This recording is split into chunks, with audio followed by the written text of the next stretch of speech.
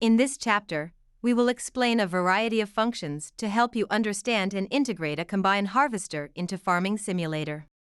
While it's generally easier to create everything directly in Blender and export it using the Giants i3D editor, we will use Giants Studio and the Giants editor to show each step on the finished model with all shaders working, so none of the model is blocking our view. This approach will help you understand the necessary preparation steps you have to do in Blender for your mod before exporting it. Setting up a wheel is easy. Explained in short, you just have to create an empty and write some XML tags. But let's have a look. At first, we need an empty and call it wheels.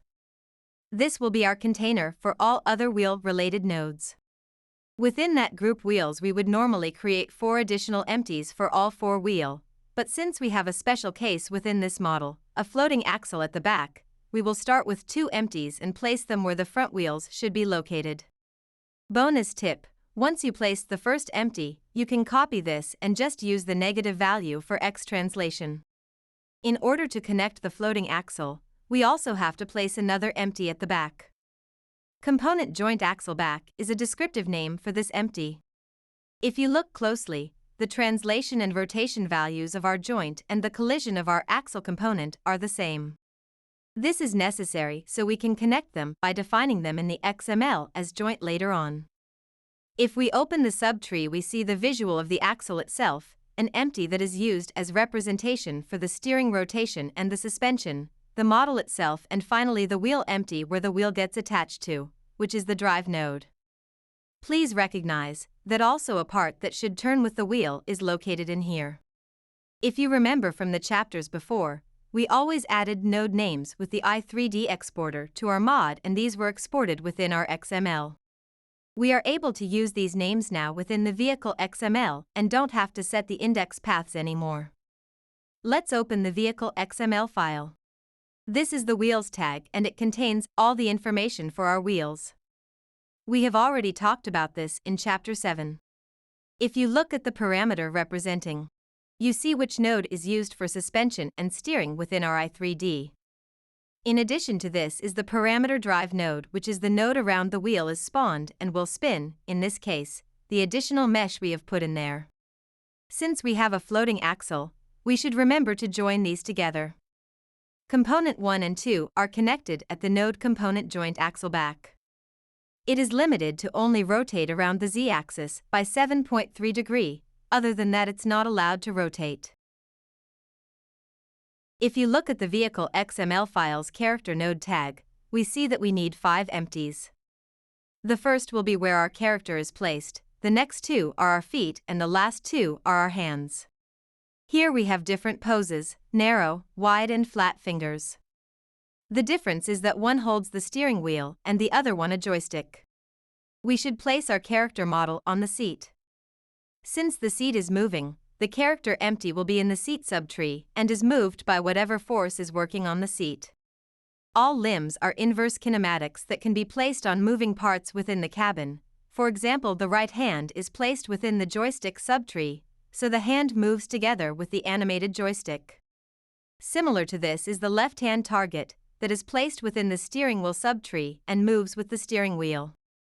A bit different are the feet. We have the target for the brake and one for resting the right foot. The character will have its feet in the resting position, but depending on the action, for example braking, it will change the position to another target. For different machinery there are also target nodes for the clutch and/or for the gas pedal. Having a look at the work area tag inside our vehicle XML first, we will recognize 2 types of work areas for this combine. In our case, it's the swath and the straw chopper area. We need 3 nodes in order to make each area work: the start, the width and the height. For the straw swath, we use 1 meter for the width itself and around 0.6 meter for, in this case, the length. The game would create a parallelogram out of the 3 values like this. Similar but a bit different is the straw chop area. The start is below the chopper, width and height are the end corners of a parallelogram-shaped area which looks more like this.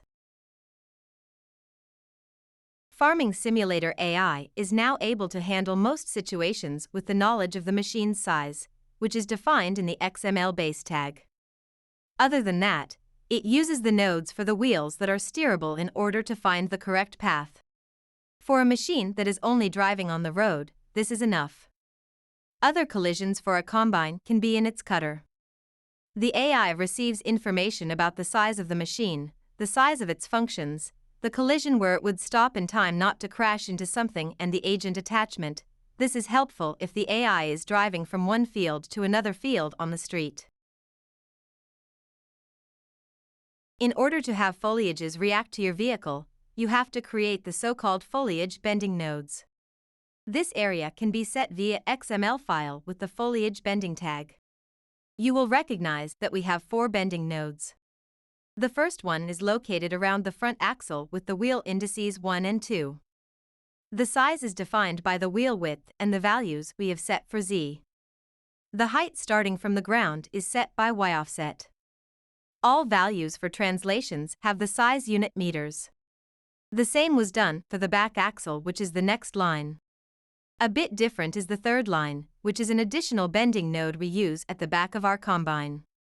It's placed a bit higher near the straw cutter and has no other reference points than the values we have defined by numbers. The fourth bending node has another specialty. It has a target node, which is our feeder reference. Therefore, it moves with our feeder up and down. In order to have a look at the foliage bending area in game, you have to get into your specific vehicle and open the console, fill in GS Vehicle Debug and press Enter. Press Shift+5 to enter attributes and have a closer look at the green and red rectangles near the bottom and how they push away any foliages that are in their way. Once you have changed a value inside your XML, you can save your XML while your game is still open and use the command GS Vehicle Reload and check the new position. In order to give your combine a realistic behavior, we would have to add some effects. Let's create the one for the straw chopper first. The general concept is to have multiple empties which define a path for particles to be animated on. A Blender template file is available if you click on the folder icon. 1. Ensure that your 3D cursor is at the world origin. Object. Snap. Cursor to world origin. This way any new objects are added at the 0 point on your vehicle. 2. Add a new empty to your scene. Add. Empty. Plane axes, name it effects, and move it into your vehicle hierarchy. The effects empty serves as a transform group for holding any objects related to visual effects. 3. Add another empty and name your new empty straw cutter effect node. This empty serves as a transform group to hold your straw cutter effect objects.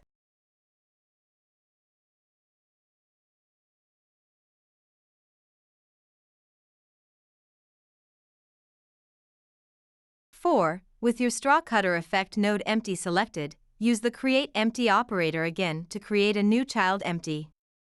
Name this empty straw cutter effect _ignore. The _ignore suffix ensures that this empty and its children are skipped during export. The reason is because you're using those objects to generate textures, rather than exporting them directly. 5. Select your straw cutter effect node empty again and use the create empty operator to create one more empty, named curves_ignore. This empty serves as a transform group to hold the curves that are used to generate your effect.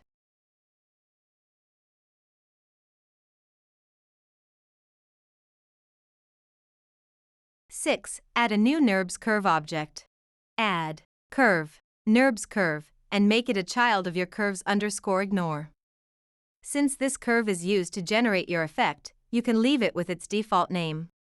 7. In object mode, move your new NURBS curve so its origin aligns with the straw cutter, for example. 4 for Y and 1 for Z. This step doesn't have to be precise, it's a rough placement. 8. Tab into edit mode on your curve object and edit it so it matches the outside angle of the straw cutter. Once you have a nice and smooth curve, tab back into object mode. If you are going to add more points to your curve, just select the outer point and press E. With your first curve placed, you now need to duplicate it and create an array of these curves. This sounds like a repetitive process, but it's quite fast if you use Blender's repeat last operator functionality. Use these steps. Select your NURBS curve object. Duplicate it with Shift+D. The duplicate operator automatically puts you in a move state. Press X to constrain your curve object to the X-axis and move it inwards. Repeat these steps until you have enough splines. With all curves placed, your next step is to start generating your effect. The work for this step is done from the Giants Eye 3D Exporter tab in the 3D Viewports sidebar. In the Tools section, there's a button labeled Object Data from Curve. Click this button and a new panel named Giants Motion Path Tool appears at the bottom of the tab. You're going to use this panel to generate a bunch of empties based on the geometry of the curves you just created. Use the following steps. 1. Select all of your recently created NURBS curves, for example in the outliner. 2. In the Giants Motion Path Tool panel, click the Load Selected button. 3. Make a note of the value in the Amount field. For this example, Straw Drop should be 18 and Chop Effect 31, but it's necessary to know it for your vehicle XML file. This value needs to match the number in the predefined effect. 4. In the Group Name text field, type Straw Cutter Effect node. This is the same name as the empty created earlier without the _ignore suffix. 5. Click the Create button at the bottom of the panel. Depending on the number of curves you have, you may need to wait a minute or two for the results. When done, this operator creates a set of empties along the path of each curve and adds them as children of the chopper_ignore empty. After the Motion Path tool has created all of the empties for your effect, you can go to the Export section of the Giants Eye 3D Exporter tab. When it's done, you can check your mod folder and there should be a file named strawcuttereffectnode.dds in there. Now you can reference this file in your vehicle XML within the tag, like so. The critical tag in this example is the Motion Path Effect tag, which has a texture file name attribute that points to the DDS texture you just generated. The number rows attribute should match the number of NURBS curves you created, while the row length attribute should match the value of the amount parameter that's set in the Giants Motion Path tool. Both of these values need to match the corresponding number rows and row length values in the predefined effect. Custom amounts are not allowed. Please be aware that a lot of the effects are done similar to this one, for example the chaff or sieve particles or the grain collection within the cutter itself. A combine is able to harvest grains and collect it inside its grain tank over time. In order to simulate that, we have to create a proper fill volume for our machine. One special feature must be noted. The mesh must be modeled parallel to the top and bottom plane and also parallel to its pivot.